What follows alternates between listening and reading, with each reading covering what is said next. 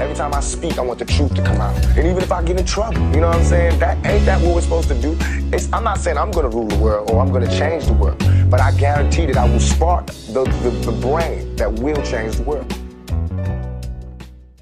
Oh, show me love, niggas give me props. Forever hot, cause it don't stop on my back. Yo, YouTube, what up? Show me Gab, I'm in the building. And this is MAKAVELI Media.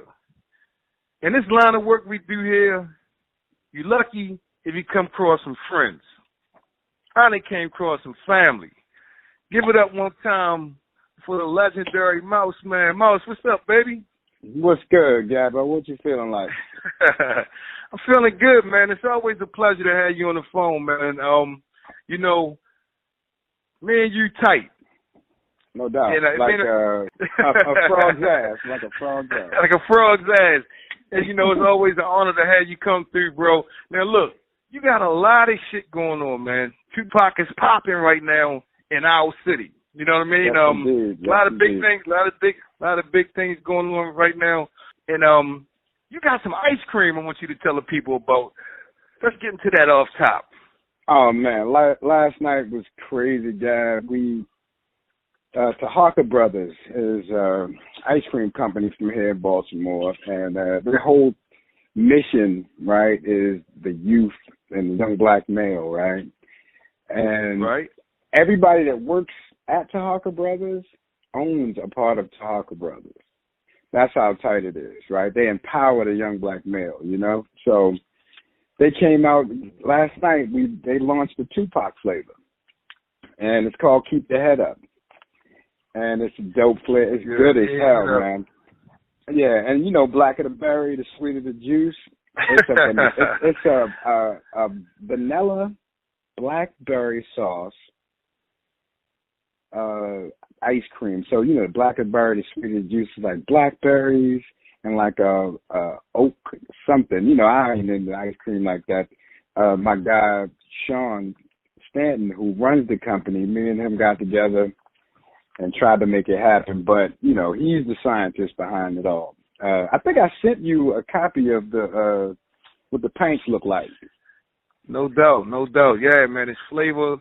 Definitely, man, people going to want to get that. How can they get it? Is it going to be something exclusively here in Baltimore City, or can they order it online? How is it going to be in stores? How is that going to work? It's going to be in stores here first, but they can go to SHAKURBrothers.com. They deliver everywhere in the U.S., and that's TAHARKA, SHAKUR, and brothers spelled out.com.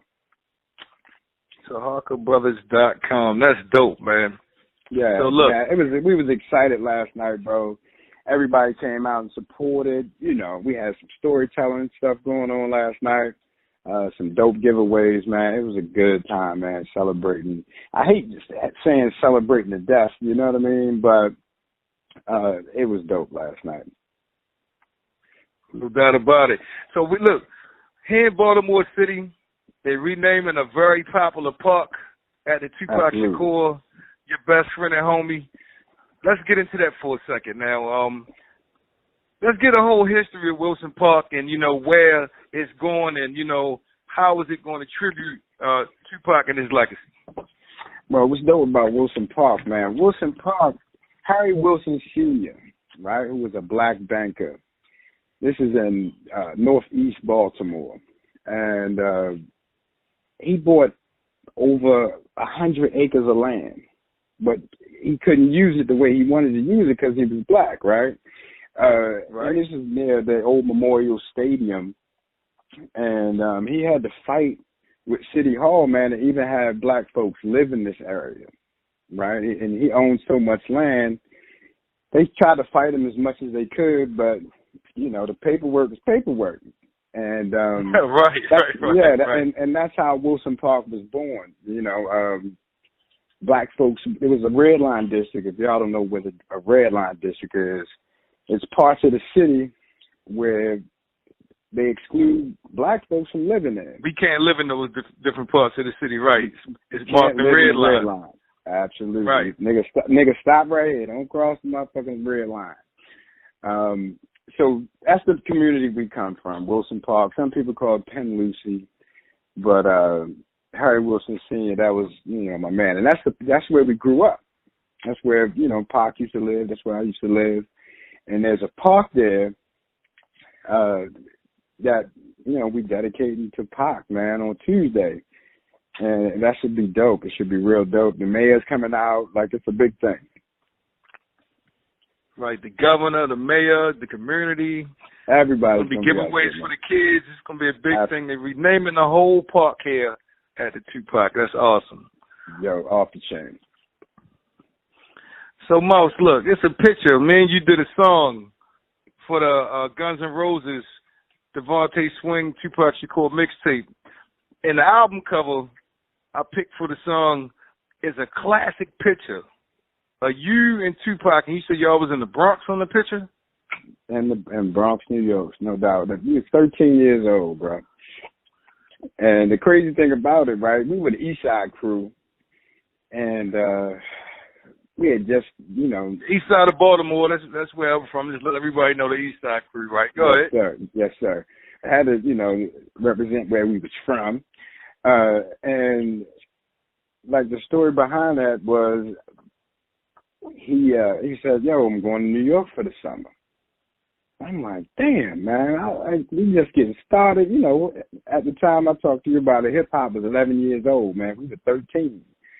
So we was 2 years older than hip-hop, and we loved it, right? So he like, bro, I'm going to New York for the summer. I'm like, damn, I'm kind of hurt. You know what I mean? My man, for the summer, like, and he was like, yo, my mother said I could bring a friend if you want to come. I'm like, bring a friend? Nigga, I'm your only motherfucking friend. Nigga, these boys don't like you. Hey, don't nobody like you. I'm your only damn friend. So what other friend you gonna take, right? So, but I had to ask my grandmother. I'm like, this shit it's not gonna happen, right? And she said, yeah, man. And it was dope. We went to New York, and he had a cousin named Kenny. I think Kenny probably was about 18 years old. And Kenny would always get us into battling people, right? And by the end of the summer, we was battling grown folks, man. And I think, that contributed to how toughness, and especially when we went out to, out west to do this shit, that shit prepared us for all that, except for the bullshit, of course. But as far as doing the music and writing and performing, that shit prepared us for that. So is Kenny on that photo? Kenny is on that. Kenny in the middle. He got one of those little conductor hats, a little blue hat. Right. I see dude. Right. With a cock to the side, yeah. Yeah, that's cousin Kenny right there. You could tell he was with the shit, right? Yeah, he looked like Lamar Jackson. I looked at his face. Lamar Jackson, a time traveler. Yo, also in that photo, Yak is in that photo. Wow, rest in peace to Yaki, yeah. To the left, Yak is in that photo. Yep, Yak was shit. I don't know, Yak probably was 8, 9. Yo, so on the photo itself, it looked like Tupac is rapping. Like, he looking back, and it's like a crowd around him, and you look like you beatboxing? My hands is over my face, I'm beatboxing. You see the kid next to me looking at me, like, what's going on? And, yeah. Yak hanging on the side of the step. Man, I just think it's awesome, bro. I want to say congratulations to you, man, and I'm awful proud of you. And Thank you, bro. I appreciate it. It's just a moving thing that they honoring Tupac here, but his accomplishments were, you know what I mean? They giving him his props, and the time he was here in Baltimore City, and you played a huge part of that, man. And I'm so glad that you're getting your props as well, because you definitely deserve it. You know what I mean? Yeah, no, I appreciate that, man. I'm a humble dude, right? I understand that I ain't Pac. I was just a dude beside Pac. You feel me? And just tried to help him get through when he was in Baltimore. Like, I just talked to one of my homeboys, DeWard, who he has a nonprofit, My Father's Plan, and he has kids in that right in Wilson Park. And they help clean up the neighborhood and do all that. And he told me that he was at the event yesterday, and he was like, bro, every time we seen Pac, it was Mouse. He was like, we ain't seen Pac without Mouse. He was like, so, bro, every time we think about Pac here in Baltimore, he's like, we think about you, like Pac and Mouse. You feel what I'm saying? And he was like, bro, you made sure ain't nothing happened to yo. You feel what I'm saying? People, you know, ain't do shit because Mouse was going to be on you about Shorty. So, yeah, it was definitely cool, like I said last night, and touching to see all the people come out and represent. It was also a librarian teacher there who, you know, we won the rap contest for the Enoch Pratt Library. And she was there, which was cool too. So, yeah, it was a touching evening, man. Real touching, man. I'm glad it happened, and I'm forever grateful. No doubt. Now, bro, you told me that story about the Enoch Pratt Library and the lady that gave y'all a ride. Can you close us out on that, man? Let's give the audience a taste of that, if you don't mind. Well, basically, like I said, it was Eastside Crew. The Enoch Pratt was it was that 100-year anniversary of the Enoch Pratt Library. And I don't know if you remember, Gab, you might be too young to remember, with Kirk Smoke. I mean, I don't know what the mayor, Kirk Smoke. I think it was William Donald Schaefer was the mayor. And we were the city that reads. It might have been Kirk Smoke. Right. Either one. We were the city that reads. Smoke. Kirk Smoke, Kirk city Smoke. that reads. Yeah, Baltimore, the city that reads, because people started making fun of us, calling us the city that bleeds after that because of so many murders here, right? Yeah, then came Baltimore, Murderland came after that, unfortunately. But, so, you know, how she explained it is, you know, hip-hop was new and they were trying to get young people excited about the library, you know, wanting to come to the library. So hearing her talk about it, how she, you know, they put flyers out, sent them to the school. But me and Pac, anything about a battle, we was with it. You feel what I'm saying? To show that we was the best out of everybody. And so we wrote it together, submitted it, and then we talked to her, and then but we didn't have a ride because the library was on the west side. You know what I mean? North and Penn. You know, the big library on the corner. Right. And so this woman who ran the library basically came and picked us up, bro, and took us to the rap contest and dropped us off. That was the semifinals, and then the second contest, the finals, was down at the main branch. She picked us up again and took us to the battle, man, and that was dope. Yeah, anybody would even do that, you know, but that tells you, you know, I mean, I was a part of it too, but I blame him. The specialness of this guy. You feel what I'm saying? For this lady to come pick us up, you know what I mean? Because I'm sure it was him, like, how we going to get there? You know what I mean? We don't have no ride. You know what I'm saying? And she came and picked us up. So that was real dope. But I haven't seen her in over 30-some years. Well, boss, you leaving a key component out the story. Y'all won the battles both times, right? Oh yeah, we always win, bro. I didn't think I had to say that. But yeah, we won the $100, man. Yeah, I didn't think I had to say that. Y'all know, man. We talk about one of the greatest who ever done it, man. You know we won, man. Come on. Right. And it was cool, man. Yeah, it was a good time. We had $50 a piece. You heard me. So you ran into her last night? You got the chance to see her again? Yep, got a chance to see her, man. I hugged her, man, told her I loved her and thanked her so much. And she was happy, and it was dope. She was like, oh, you making the old lady feel good. You know what I'm saying? I said, that's indeed. If it wasn't for her, you know, she helped give us hope, man, in the city, you know. Just caring about us enough to, you know, scoop the young fellas up so we can go murder everybody. You know what I'm saying? Yeah. You know, the dopest thing about all of this is that there's so many moving parts, and people only see the finished product, but they don't realize, you know, there's so many things took place to propel not only yourself, but Tupac as well to where he was going. You know, a lot of people helped push you on the back along the way.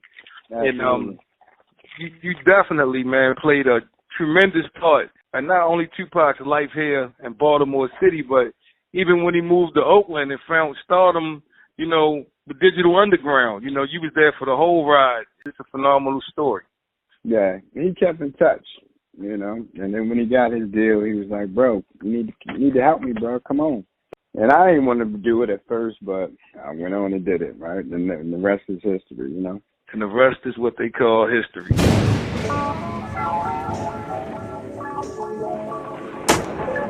They got a nigga shedding tears, reminiscing on my past fears. Cause shit was hectic on me last year. It appears that I've been marked for death. My heartless breaths, the underlying cause of my arrest. My life is stress, and no rest, forever weary. My eyes stay teary for all the brothers that I buried in the cemetery. Shit is scary, I black on black crime, legendary. But at times unnecessary, I'm getting worried. Teardrops and closed caskets, the 3 strikes law is drastic. And certain death for us ghetto bastards. What can we do when we're arrested? But open fire, life in the pen ain't for me, cause I'd rather die. But don't cry through your despair. I wonder if the Lord still cares for us niggas on welfare. And who cares if we survive? The only time he notice a nigga is when he's clutching on the 4-5. My neighborhood ain't the same, cause all the little babies going crazy or they suffering in the game. And I swear it's like a trap, but I ain't giving up on the hood. It's all good when I go back.